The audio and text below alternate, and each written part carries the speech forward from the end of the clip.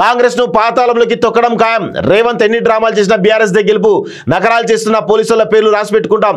మేము అధికారంలోకి రాగానే వారితో కట్ చేస్తాం. 14 తర్వాత రాష్ట్రంలో చరిత్ర సృష్టించబోతున్నాం. జూబ్లీస్ ఉప ఎన్నిక ప్రచారంలో కేటీఆర్ అంటూ చూస్తా ఉన్నాం.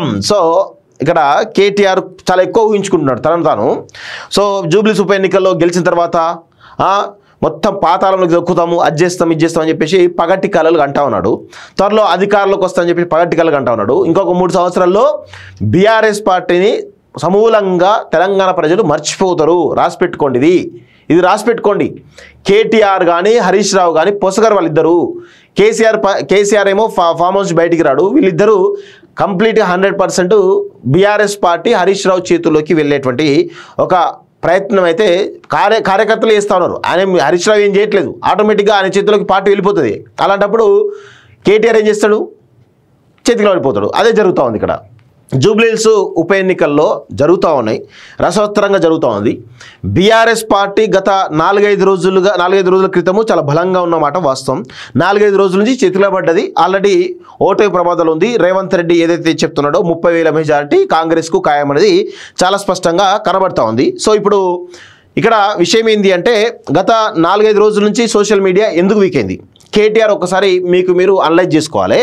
ఇక్కడ రీసెంట్గా ఇప్పుడు ఎవరు దిలీప్ కొంతం గురించి మాట్లాడాలి. ఎందుకు మాట్లాడాలో కూడా చాలా క్లియర్గా మీకు చెప్తా.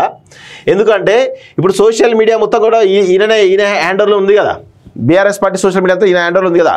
గత 4 రోజులుగా BRS party social media week అయిపోయింది. ఎందుకో మీరు ఒకసారి అబ్జర్వ్ చేస్తారా, అంతకుముందు సోషల్ మీడియా ఎట్లా ఉండే, ఇప్పుడు సోషల్ మీడియా ఎట్లా ఉంది.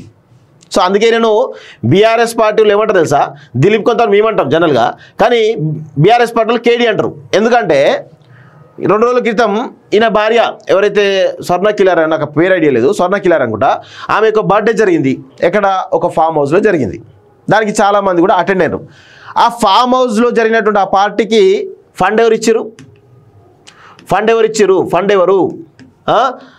ఫండ్ ఎవరు అనేది కొంత క్లారిటీ రావాల్సిన అవసరం అయితే ఉంది. సో అందులో ఎవరెవరు వచ్చారు, ఏం జరిగింది ఏంటి, ఆ ఫోటోలతో సహా నా దగ్గర కొన్ని ప్రూఫ్స్ అయితే ఉన్నాయి. అది త్వరలో నేను బయట పెడతా.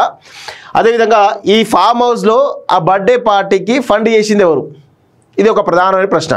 రెండోది, దిలీప్ కొంతమంది కార్యకర్తలకి సోషల్ మీడియాలో కావచ్చు వివిధ రకాల కార్యకర్తలకి పార్టీ ఫండ్ కింద కొంత డబ్బు ఇవ్వడం జరిగింది, ఏది పంచమని.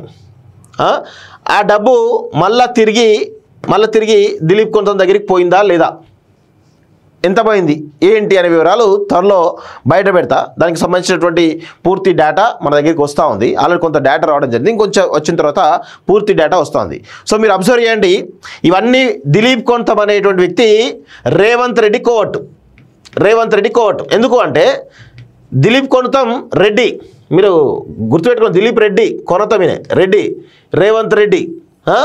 మీరు ఇంకొక విషయం కూడా చెప్తున్నాను, రీసెంట్గా మీరు అబ్జర్వ్ చేయండి, దిలీప్ కొంత మీద చాలా కేసులు అయినాయి కదా.